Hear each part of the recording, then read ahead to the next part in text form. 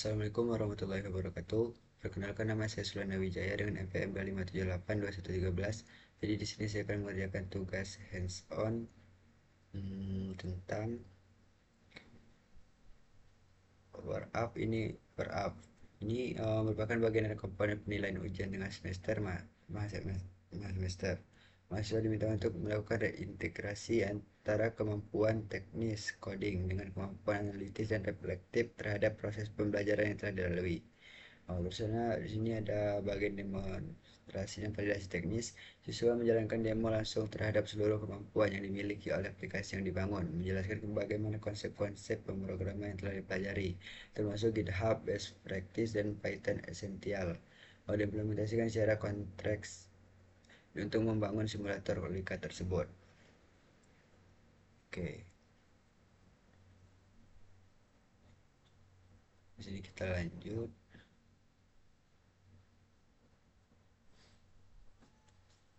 Kita ke Nah, di sini di bagian pertama ini kita selintak dulu. Oke, di sini akan menjelaskan tentang version control system VCS atau version control system VCS. Sistem yang bertugas mencatat setiap perubahan pada file proyek shortcode yang dikerjakan oleh banyak orang maupun sendiri. VCS merupakan untuk pengelola versi perangkat lunak, mengidentifikasi perubahan dan memfasilitasi kolaborasi. Keuntungan menggunakan VCS antara lain mampu melacak perubahan atau update pada shortcode, mendukung kolaborasi tim dengan efisien, mudah dalam memulihkan perubahan kembali ke versi sebelum terjadi perubahan, pemantauan riwayat perubahan file, penanganan kompleks saat penggabungan perubahan. Sini ada introduction to Git. Git adalah salah satu feature yang diciptakan oleh Linux terpal. Git dikenal juga dengan Distributed Version Control. Artinya penyimpanan database Git tidak hanya berada dalam satu tempat saja. Semua orang yang terlibat dalam proyek akan menyimpan database Git sehingga akan memudahkan penggunaan secara online maupun offline. Dalam Git terdapat merek untuk menyebutkan aktivitas penggabungan kode.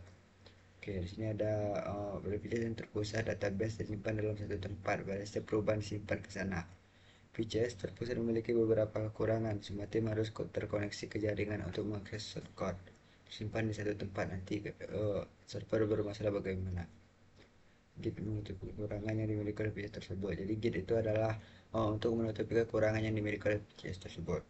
Nah, VCS yang terpusat. Oke, sini kita akan memantau sebuah perubahan yang terjadi pada file proyek lalu menyimpannya ke dalam database link. Ini ada contoh ininya. Menyimpannya ke dalam database. Sebelum menggunakan Git, save as file dengan perubahan baru dan nama yang berbeda yang menyebabkan penumpukan file. Setelah menggunakan Git, hanya ada satu file dan perubahan simpan dalam database. Git hanya menyimpan selisih perubahan saja, bukan keseluruhan isi file. Mungkin kita kembali ke versi yang diinginkan. Oke, di sini ada ini kita ada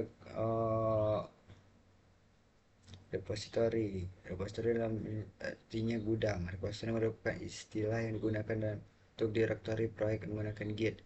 Jika kita memiliki sebuah direktori dengan proyek dan di dalamnya juga menggunakan Git, maka kita sudah punya repository bernama proyek. Di sini ada perintahnya git init, terus kita tuliskan nama folder. Terus ini ada git repository. Sini kita dapat mengganti dengan nama folder dan directory yang diinginkan, seperti git init folder baru. Sini contohnya. Sini juga kita bisa menggantinya dengan nama lain dengan karakter titik untuk menyatakan bahwa directory saat ini akan dijadikan sebagai sebuah repository. Perintah git init ini akan membuat sebuah directory bernama git di dalam proyek kita. Directory ini digunakan Git sebagai database untuk menyimpan perubahan yang kita lakukan. Oke, di sini ada contohnya kita membuat repository dengan nama, misalnya ini prom atau npm. Lalu tujuan perintah untuk menampilkan data file pada directory repository tersebut. Pada Windows gunakan perintah seperti bercontoh di samping. Oke, jadi sini ada contohnya. Kita ketikkan di cmd git init prod sama npm 578 Terus setelah itu dia akan keluar output seperti ini. Jadi kita akan tuliskan lagi cd proc npm. Terus lanjut kita tuliskan lagi dir slash ah. Setelah itu ntar keluar output seperti ini. Terus kita lanjut tuliskan lagi proc npm.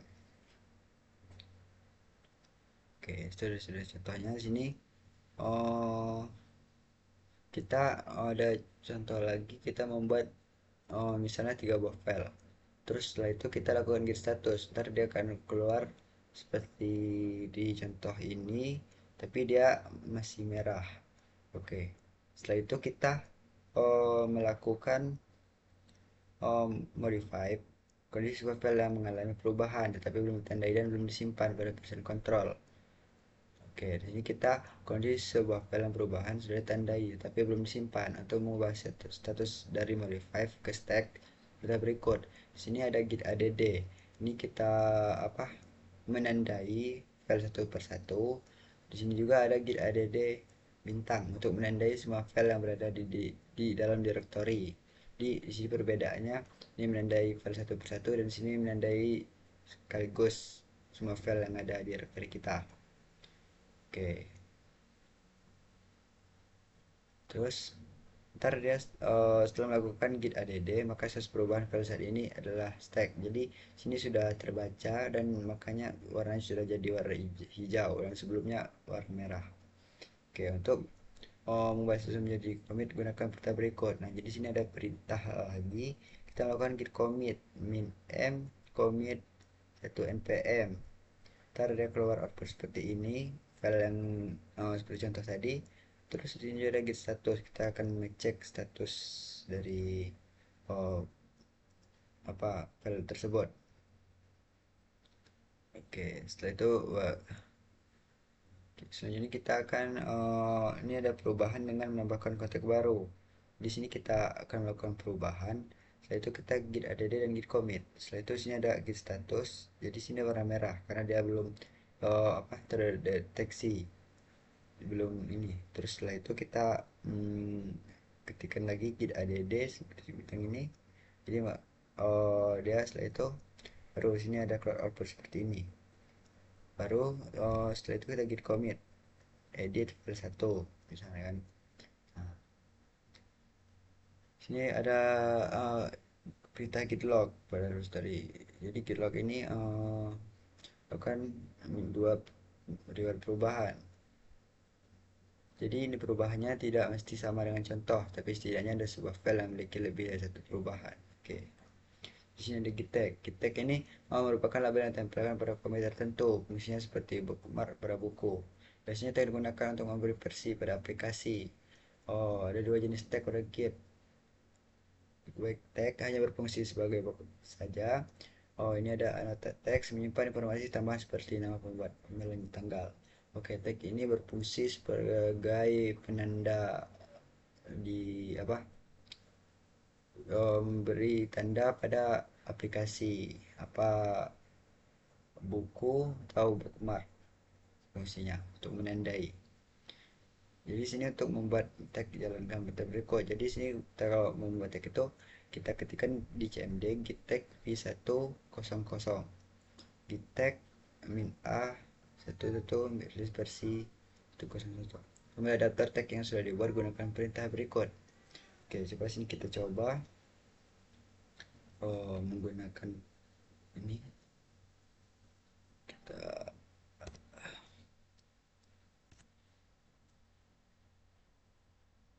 kita coba git tag v1 kosong kosong. Setelah itu kita lanjut kita lagi git tag min a v1 titik 0.1 min m rilis versi 1.01.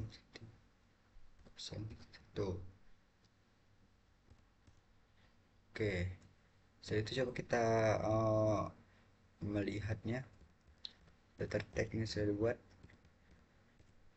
Oke, sini sudah keluar tagnya. Tab 5 P1 titik 1 1 titik 0 titik 0 1 titik 0 titik 1. Oke, contohnya seperti itu. Oke, setelah itu data 4 ini kita apa? Oh, mengambil data teks sudah berarti. Jadi kita menyampaikan informasi di tag yang dibuat dengan perintah get show. Oke, jadi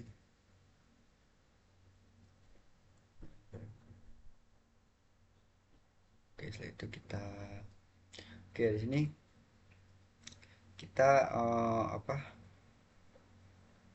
login ke apa kita membuat sebuah repository, pastikan Anda telah registrasi memiliki akun GitHub. Login ke GitHub untuk membuat repository dengan file name yang di sisi kiri. Oke, jadi di sini kita disuruh apa membuat repository, terus kita login ke akun GitHub.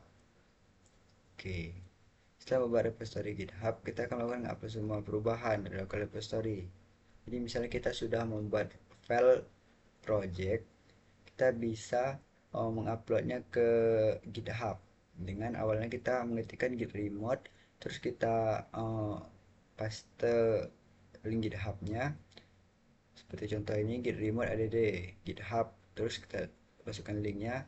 Selanjutnya kita akan mengirim seluruh perubahan pada local repository ke GitHub dengan perintah berikut: git push GitHub master, atau ada juga git push GitHub main. Oke, setelah upload pastikan setiap kali Anda commit perubahan di Git dan juga mengubah. Oke, jadi di sini pengetahuan saya itu, kalau kita mengubah GitHub itu yang pertama kita apa namanya, kita melakukan perintah di cmd itu git add untuk menandai semua file dulu. Setelah itu kita baru git commit, kita commit dulu baru kita git push. Oke, jadi begitu. Sini kalau melakukan perubahan terhadap repository Git Anda, jangan memodifikasi isi file. Jadi sini kita bisa juga memodifikasi pada repository, commit dan post perubahan ke repository. Commit kalau kalian buka. Oke, sini udah keluaran serta bukti. Terus kenapa bisa dengan blank? Oke, oke kita lanjut. Kita lanjut ke oke,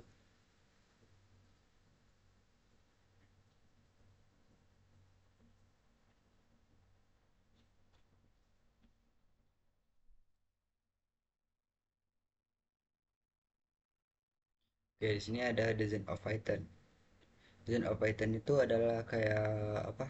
Kayak standar dalam apa kode pemrograman. Di sini ada oh, beberapa contoh yang harus kita ikuti dalam melakukan ini standar 8. Ini ada 1, 2, 3, 4, 5, 6, 7, 8, 9, 10, 11, 12, 13, 14, 15, 16, 17, 18, 19. Jadi sini ada 19 kalau nggak salah yang harus kita patuhi dalam 8 dalam melakukan apa namanya, pemrograman yang namanya Z of Python. Oke, sini ada 18 yang harus kita penuhi. Oke, di sini ada namanya ini informasi komputer pengembang Python yang mengusulkan membahas perubahan pada fitur perbaikan pada bahasa Python. Oke, di sini ada berkaitan dengan gaya dan penulisan pemrograman prinsip pada dasar. Jadi di sini fungsinya itu supaya apa pemrograman kita itu lebih rapi dan apa fungsinya itu jadi pemrograman kita itu Kalau sudah standar Pack 8 jadi udah lebih rapi dan udah diimplementasikan. Ini merupakan kumpulan pedoman fitur informasi baru termasuk dalam proses mekanisme informasi. Ada jenis spek, standar tracks, information process. Terus yang pertama itu menjelaskan fitur dan implementasi Python yang baru. Menjelaskan isu-isu pada rancangan Python, termasuk menyediakan pedoman penulisan informasi kepada komunitas Python. Menjelaskan berbagai jenis proses yang ada pada Python. Oke, di sini terdiri dari 19 kata, kata mutiara yang memperoleh sikap filosofi pada pemrograman Python termasuk pedoman dan rancangannya. Zone of Python ditulis oleh Tim Peters pada tahun 1999 dan menjadi Feb 20 di tahun 2004. Zone of Python merupakan salah satu hidden features pada Python Interpreter. Ini bukan editor Python tulisan invertis lalu jalankan apa yang terjadi. Oke. Oke, jadi Zone of Python tuh kayak apa ya? Kayak kita melakukan standar penerapan pada kode kita. Jadi biar kodenya itu lebih rapi gitu. Contohnya seperti ini. Misalnya kita buka aduh. Misalnya kita buka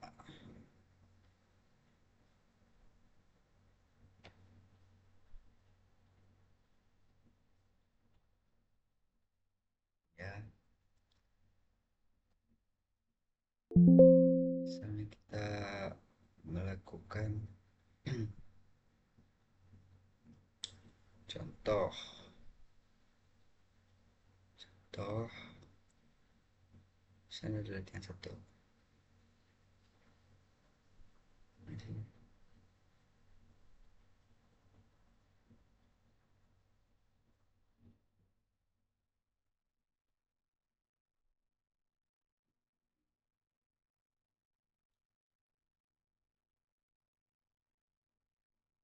Ini kita melakukan di ini. Di latihan 3 di main. Oke. Misalnya kita ubah dulu enter. Misalnya kita sini kita kita save di latihan 3 kita coba apa yang terjadi.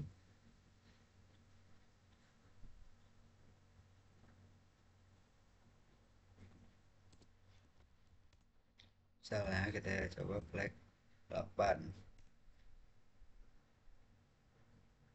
Oke, di sini ada kesalahan pada baris 7, bagian 11. Sini ada trailing with space. Oke, kita coba sini ya, kita save lagi. Save. Ini bisa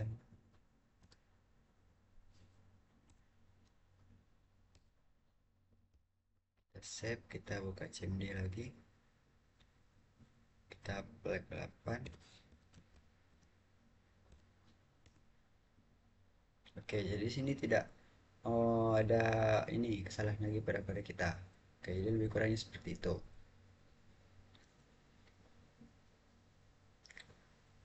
Oke, kita lanjut.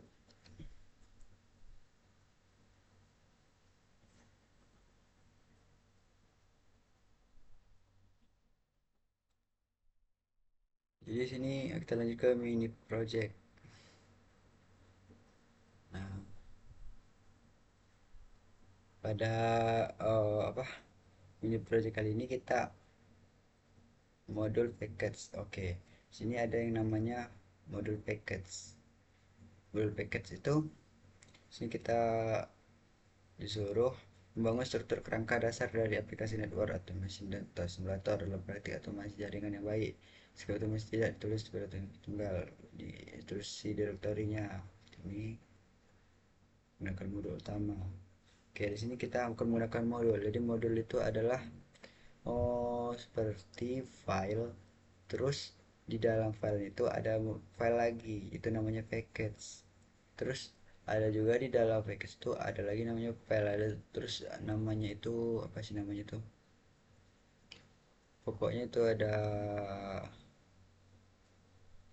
berapa tahap itu.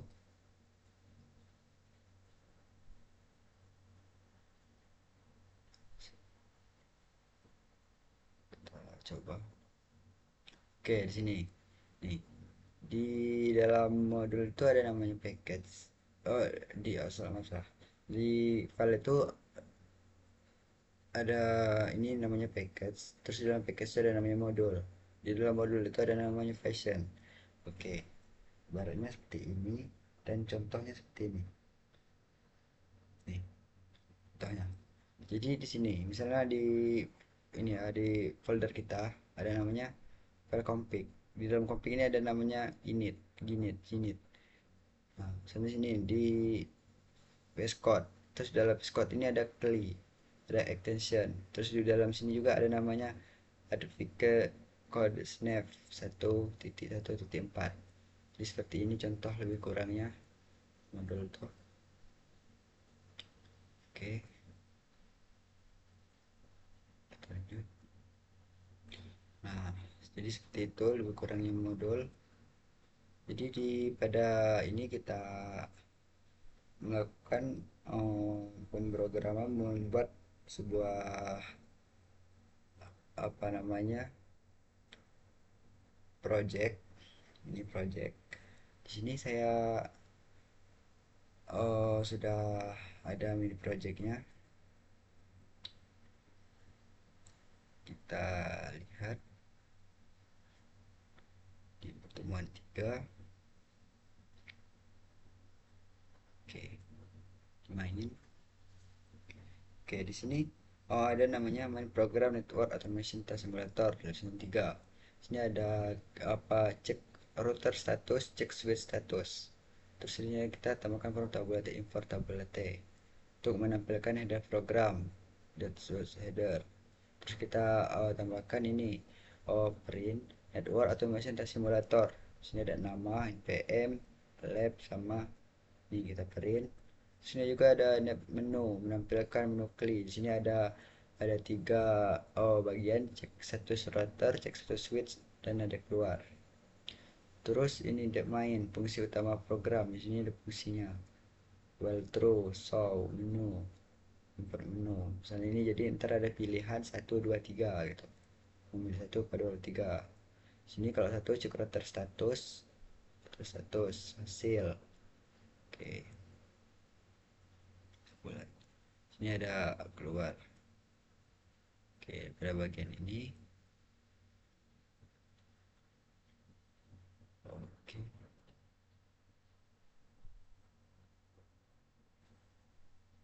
Hmm,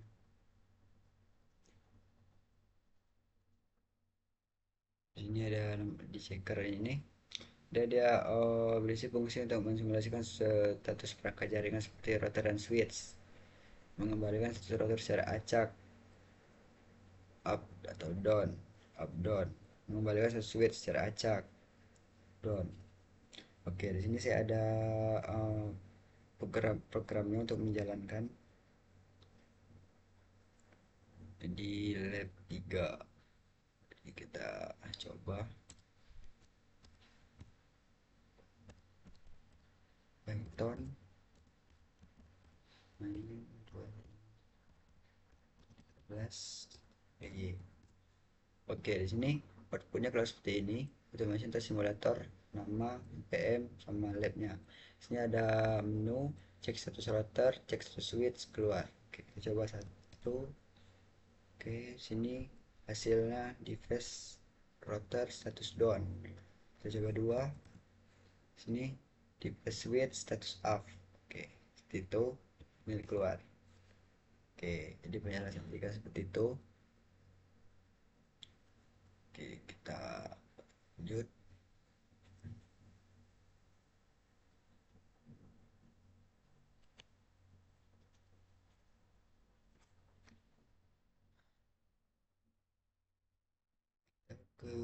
bagian 4. Nah, di bagian 4 ini kita di sini kita eh, menambahkan fitur untuk informasi input pada program IP address. Jadi di sini kita akan menambahkan nih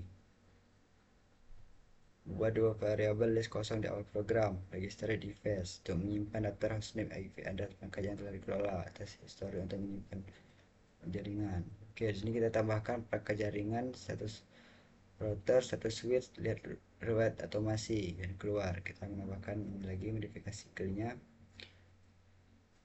Terus predasi list error handling, terus expression handling. Oke, kita lihat di sini di bagian 4. Sini kita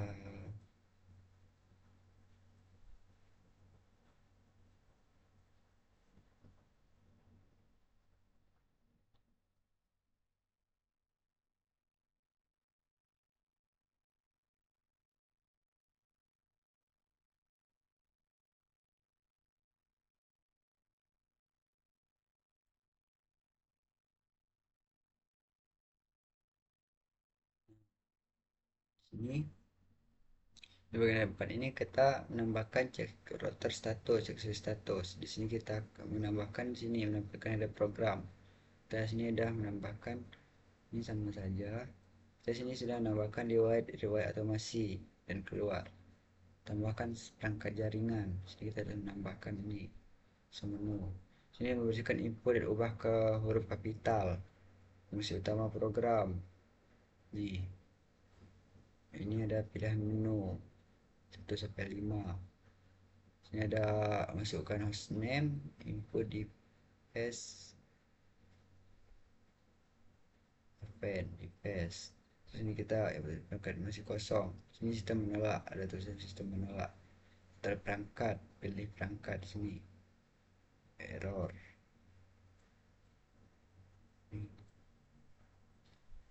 Oke. Sini riwayat otomasinya. Oke. Coba kita ini PS. Oke, di sini kita mensimulasikan pengecekan status router. Fungsi ini akan mengembalikan status router secara acak menggunakan model random. Retur. Status router bernilai up jika aktif atau down jika tidak aktif. Oke, di sini kita mensimulasikan pengecekan status switch. Fungsi ini mengembalikan status switch secara acak menggunakan model random.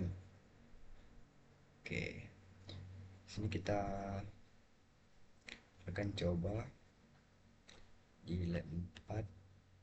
Kita coba jalankan programnya.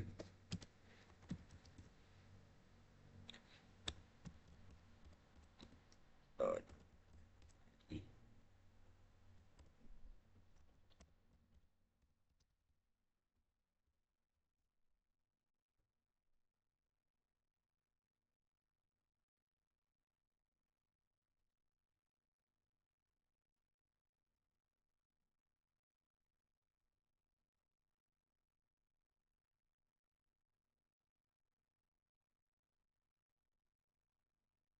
oh iya, lab 4-nya ini dalam 4-nya.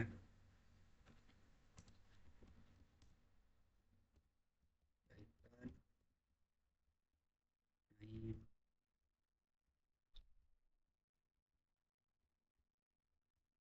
Oke, di sini lab 4-nya sudah keluar menunya tambah perangkat jaringan. Lihat riwayat otomasi. Kita coba satu. Masuk ke sini IP. Misalnya Polinilla. Sukses ditambahkan. Kita cek kedua. Oke, sini Polinilla pilih perangkat. Misalnya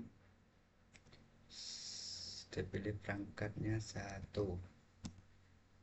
Perangkat tidak ditemukan. Oke, kita cek tiga. Pilih perangkat. Misalnya satu, misalnya Polinella. Nah, sini tulisan switch down. Switch statusnya down. Kita lihat riwayat. Nah, sini. Router pilot non fault switch sukses Polinella. Oke. Jadi seperti itu perbedaan dari program sebelumnya. Kita lanjut.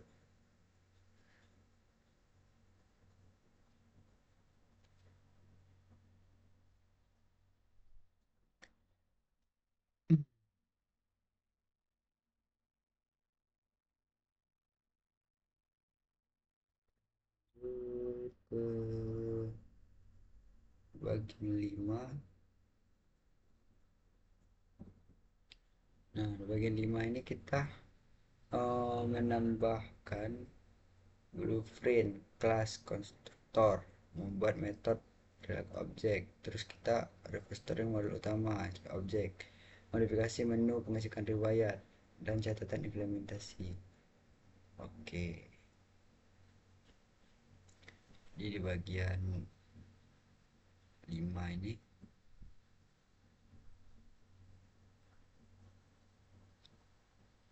bagian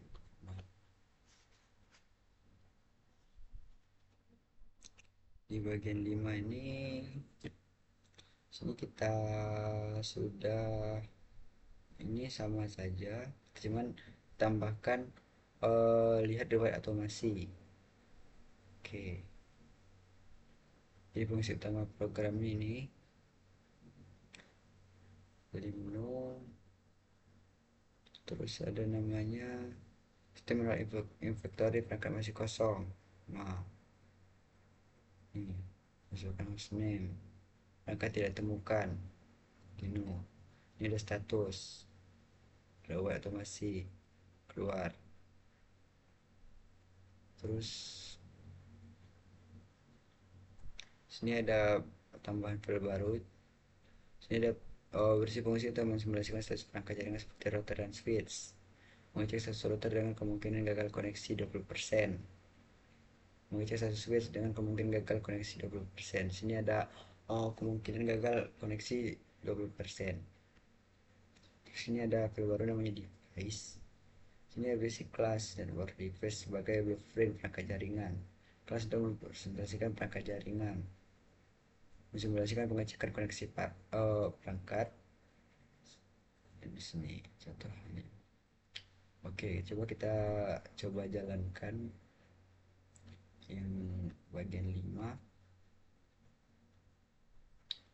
Bagian 5 kita jalankan cmd Python main as py. Oke, ini sudah keluar versi 5. Di sini ada namanya tambahkan perangkat jaringan. Di sini ada lewat otomasi. Coba satu snap polinella IP address. Kita sini udah bisa menggunakan IP address 1 3 2 1. Oke, hasil ditambahkan, kita coba cek nih polinella keluar IP-nya.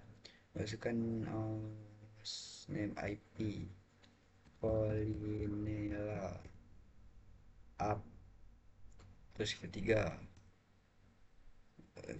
IP misalnya kita asalin aja ya, misalnya polinella aja. Oke, up juga. Coba kalau misalnya kita coba asal apa, tidak temukan. Oke, coba 4. Nah, up. Jadi riwayatnya di sini ada polinella up. Oke, kita keluar. Oke, kurang seperti itu perubahan dari lab sebelumnya, yang apa yang dirubah dan apa yang ditambah. Oke, kita lanjut.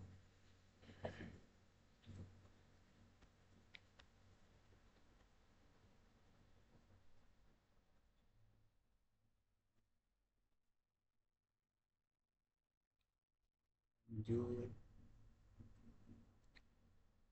ke 6.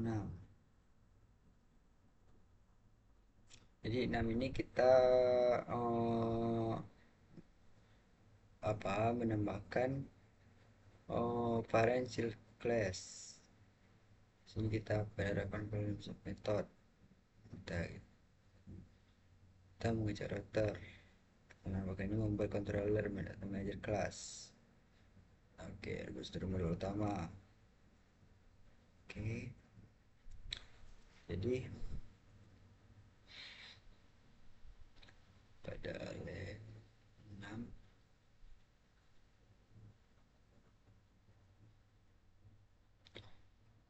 Oke, pada lab 6 ini sini kita sudah menambahkan ini from of Base Manager of Device. Sini sama kita ini menambahkan input tidak boleh kosong, masukkan IP address, masukkan hostname. Oke, switch device. Oke, kita cek di bagian ini. Sini ada namanya file manager. Kita sudah melakukan manager baru. Model ini berfungsi sebagai controller untuk mengelola perangkat jaringan, router switch, termasuk penambahan device, pengecekan status, dan pencatatan aktivitas.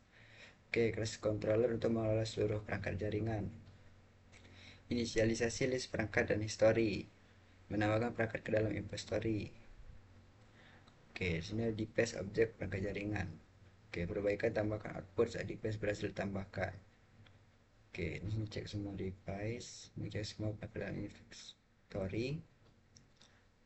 Oke, sini menambahkan riwayat pengecekan perangkat. Sini ada riwayatnya. Setelah itu kita ke device. Device ini berisi presentasi perangkat jaringan menggunakan konsep OOP, terdiri dari parent class, network device, serta child class, router device, dan switch device dengan penerapan inheritance dan valid margin. Parent class untuk semua perangkat jaringan. Oke, kita inisialisasi perangkat. Metode untuk mengecek koneksi ping yang memiliki kemungkinan 20% terjadi timeout. Oke, menggunakan konstruk current. Override metode dari variant router. Nah, di sini ada child class dan switch. Di sini ada child classnya. Inisialisasi switch menggunakan konstruktor parent. Override metode dari parent untuk switch. Oke. Magic Car. Sini kita mensimulasikan pengecekan status router. Mesin ini mengembalikan status router secara acak menggunakan ball random. Status router bernilai up jika aktif atau down jika tidak aktif. Up down. Mensimulasikan pengecekan status switch. Fungsi ini mengembalikan status switch secara acak menggunakan ball random. Status switch bernilai up jika aktif. Jadi kalau tidak aktif dia down. Oke, coba kita menjalankan programnya. Kita jalankan programnya. Kita jalankan Python.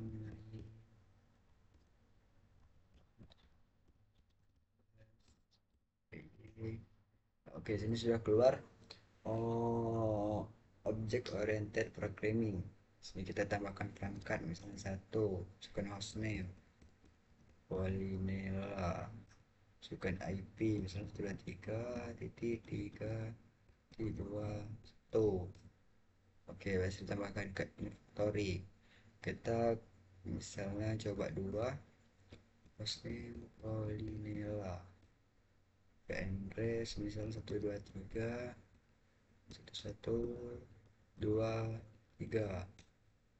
Oke, tambahkan 3, kita cek pilot sukses, cek lagi sukses pilot sukses. Oke, kita coba riwayat kita 4. Nah, ini riwayat otomasinya sudah keluar, sukses pilot sukses. Oke, jadi seperti itu penambahan dan pengurangan dari lab sebelumnya pada lab 6 kali ini. Oke, kita coba lanjut. ke bagian lab 7. Kita lanjut ke bagian lab 7.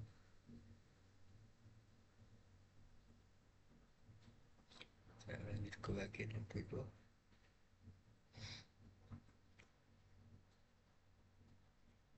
Bagian lab 7. Nah, di bagian lab 7 ini kita konsep Python tingkat lanjut akan diuji dengan mengembangkan 3 fitur baru ke dalam simulator.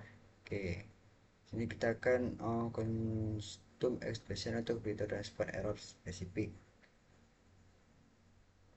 Kalau satu fitur Snap Factory, penilaian interaktif fitur bicara error dan demand. Sini kita suruh buat metode generator variabel utama menggunakan next. Oke, tambahkan satu menu di program utama, cari perangkat bermasalah, rancang sebuah fungsi luar bernama hostname, panggil fungsi ini di awal modul, kalau fungsi close, buat 2 kelas pada metode menghasilkan perangkat, modifikasi except. Oke, kita coba lihat programnya dulu. Kita coba lihat programnya.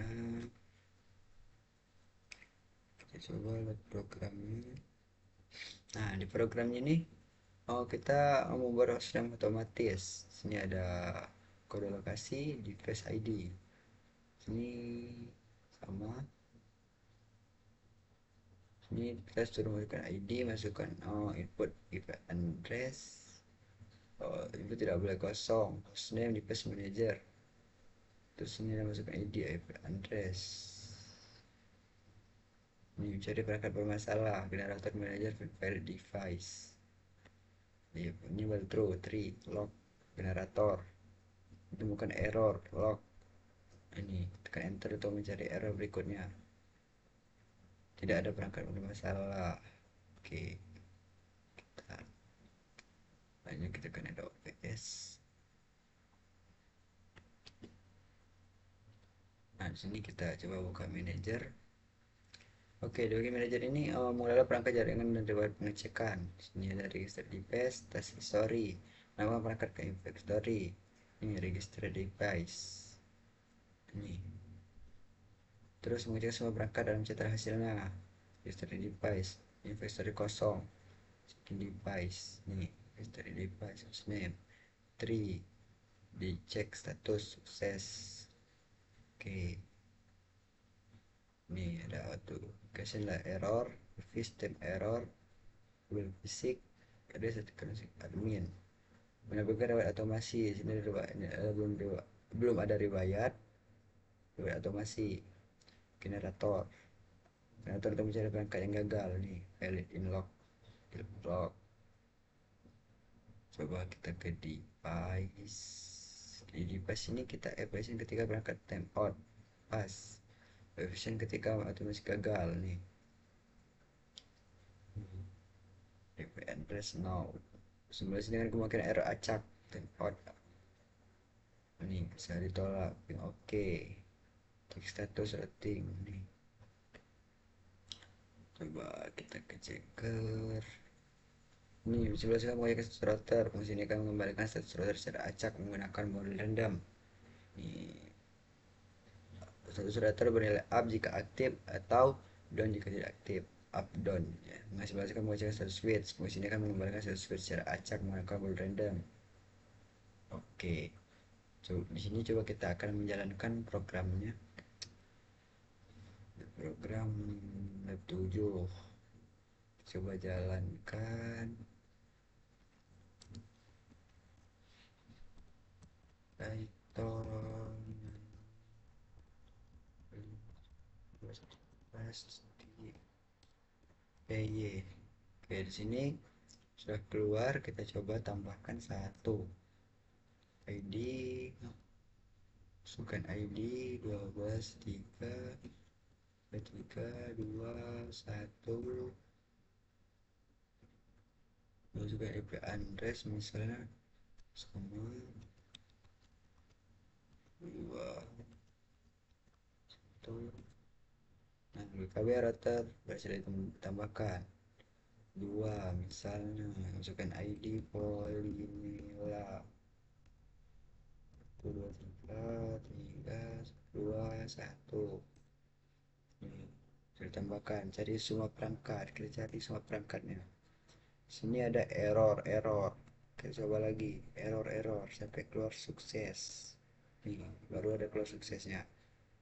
Kita cari semua perangkat, cari perangkat bermasalah 4. Oke, sini saya perangkat bermasalah, tekan enter.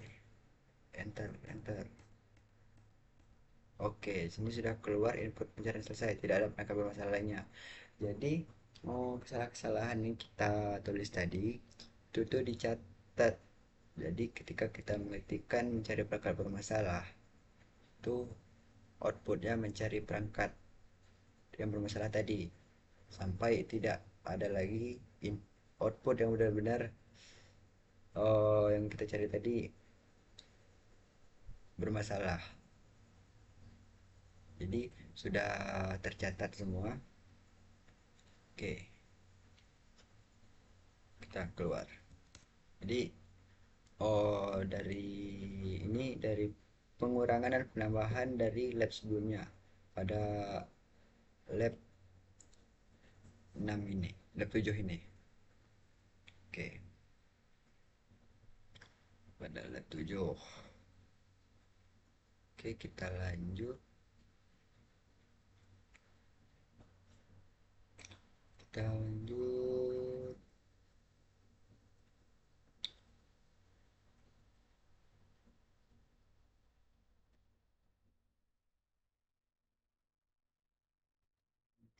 7 dan ke 8. Oke, bagian lagi 8 ini oh, kita lakukan modifikasi pada bagian pencatatan hasil pengecekan perangkat. Di sini kita gunakan contact manager. Oke, sini data laporan insiden dan tambahkan sumber program utama. Insiden jaringan, buat sebuah metode baru untuk semoga file network. Gunakan hack order fashion. Mengandung untuk segala cek hasil jaringan, cek hasilnya. Oke, kita coba melihat kodenya terlebih dahulu. Di bagian 8 ini. Oke, teman-teman ini kita close untuk membuat otomatis. Ini ada namanya nih, hostname GKB name, router di paste tadi di paste.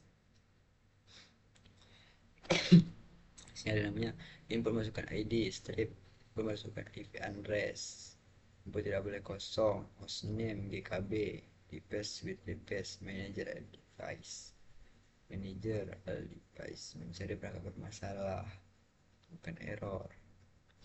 Oke, coba kita ke database. Ini ada namanya kelas untuk mengelola perangkat jaringan dan riwayat pengecekan. Kelas gunanya di luar manager. Ini juga ada menambahkan perangkat kayak factory. Ini masih ditambahkan. Ini juga ada menyimpan log ke file audit menggunakan open mode. Ini kode file.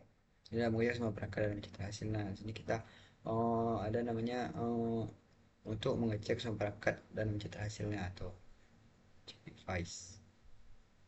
Dan menampilkan riwayat otomasi. Sini dia antara mengeluarkan output belum ada riwayat atau riwayat otomasi. Generator atau mencari perangkat yang gagal. Di sini ada output nanti keluar untuk mencari perangkat yang gagal. Terus membaca log dan menampilkan insiden gagal menggunakan fitur lambda. Sini juga insiden jaringan. Jadi di sini keluar itu menerapkan lambda filter, mencari hasil filter perangkat bermasalah. Oke, manager device. Di device ini ketika gagal, ketika perangkat time out. Oke, siapa mengecek status perangkat untuk komputer audit log. Ini statusnya. Oke, si device. Sini ada checker. Simulasikan pengecekan status router. Ini satu routernya. Status routernya. Ini sini simulasikan pengecekan status switch. Oke, switch. Coba kita akan mencoba menjalankan programnya di lab bagian 8 ini. Di lab bagian 8 Python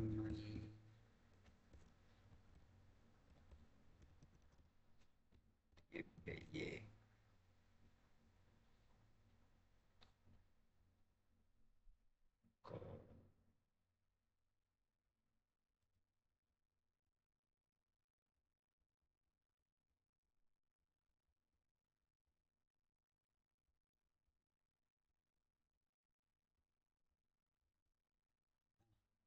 Di bagian ini sudah keluar outputnya. Kita coba satu, masukkan ID misalnya Polinela Yanres 223 321.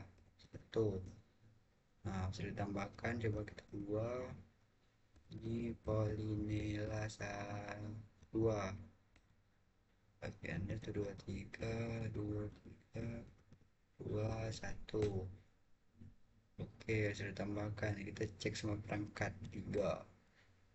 Error, error, error, error, error, ses. Oke, kita cari perangkat bermasalah. 4. Enter, enter, enter, enter, enter, enter. Ini kita mesti mencari perangkatnya. Oke, selesai. Di sini, oh, perangkat bermasalahnya sudah tercatat semua. Kita cetak laporan insiden jaringan. Coba kita cetak. Nah, nih sudah tercatat nih. Menyusun laporan insiden jaringan. Mencari file network audit log text yang menyalurkan lambda filter. Nih, file.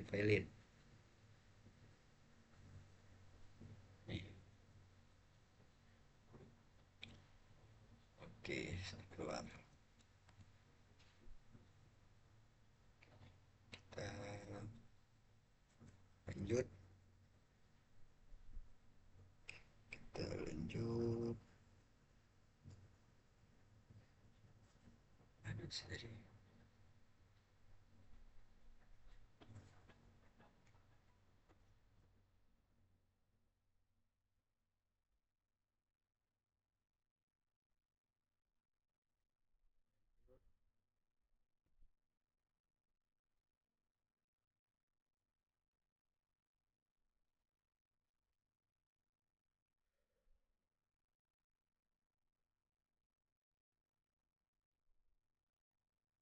Oke, sini aja kita ke refleksi dan tantangan. Oke, sini sudah uh, menjelaskan tentang apa seluruh kemampuan yang dimiliki oleh aplikasi yang dibangun. Oh, sudah saya jelaskan sepemahaman saya. Mungkin kalau ada lebih kurangnya mohon maaf, soalnya itu pemahaman saya sendiri yang saya tangkap dan saya apa ya yang saya mengerti uh, waktu melakukan tugas Pak dari pertemuan 1 sampai 8 kemarin. Mungkin itu yang bisa saya jelaskan. Oke, di sini lanjut kita ke refleksi dan tantangan. Pada bagian ini mahasiswa harus berbicara secara jujur mengenai perjalanan belajarnya. Suburkan materi yang paling mengubah pola pandangmu, paling berkesan dalam pemrograman, jelaskan kegunaan dalam tugas ini. Menurut saya kalau itu berkesan itu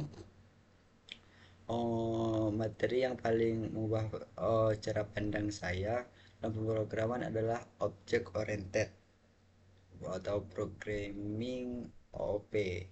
Oke, di situ terutama saya mempelajari kelas objek dan manager controller kelas Koda Lab season 5 dan 6. Di situ saya terbiasa membuat program dalam satu file banyak fungsi.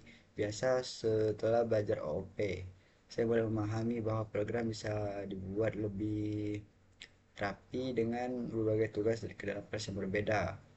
Saya juga memahami bahwa objek dapat menyimpan data dan fungsi sekaligus sehingga program menjadi lebih mudah dikembangkan. Oke, jadi dalam tugas network automation, OOP sangat membantu karena perangkat jaringan seperti router, switch dapat dibuat sebagai objek yang memiliki atribut dan metode. Jadi membuat kode lebih terstruktur karena router device dan switch device dapat mewakili sifat dari network device tanpa menulis ulang kode yang sama. Jadi menurut saya materi ini sangat berguna untuk proyek besar karena program menjadi lebih mudah dibaca, dirawat, dan dikembangkan. Oke, sini ada namanya ungkapkan materi yang paling menantang, paling sulit selama setengah semester ini dan usaha apa yang telah untuk melakukannya. Oke, materi yang paling menantang bagi saya adalah ini ada bagian generator dan iterator pada lab season 7. Awalnya saya cukup bingung untuk memahami cara kerja karena fungsi berada di dalam fungsi lain dan masih menggunakan variabel dari fungsi luar. Saya juga kesulitan memahami generator dan penggunaan eh, apa namanya itu yield karena cara kerjanya berbeda dengan fungsi biasa. Untuk mengatasi saya mencoba membaca ulang materi dan sempat biasanya mencari apa menambah pengetahuan belajar juga menggunakan AI biasanya. Saya memahami itu ada contoh program sederhana dan mencoba memahami program sedikit demi sedikit. Saya juga mencoba membandingkan fungsi biasa dengan generator agar lebih memahami perbedaannya. Setelah dipelajari, perlahan saya mulai memahami bahwa generator sangat berguna untuk menghemat memori.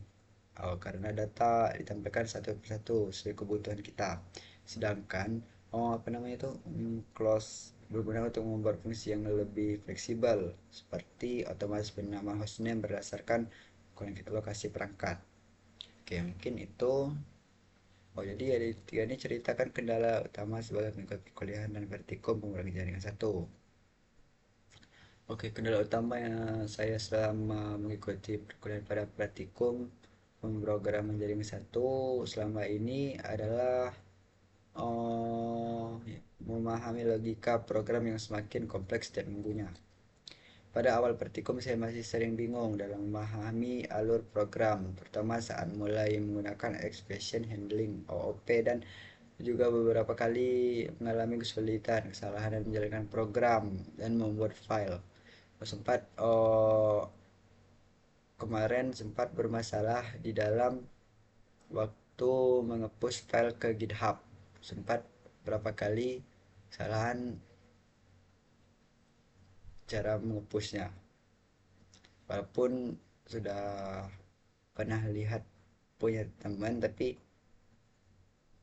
dari situ saya tahu bahwa kekurangan kesalahan saya di situ masih perlu belajar lagi. Oke. Namun saya mencoba mengatasi kendala tersebut dengan lebih sering latihan. Jadi kita kan setiap minggu itu pasti ada tugas. Jadi dari situ saya belajar dari kesalahan dan coba memahami error atau kesalahan yang muncul. Dari proses tersebut saya merasa kemampuan saya dan memahami pattern mereka mulai meningkat dibanding awal perkuliahan.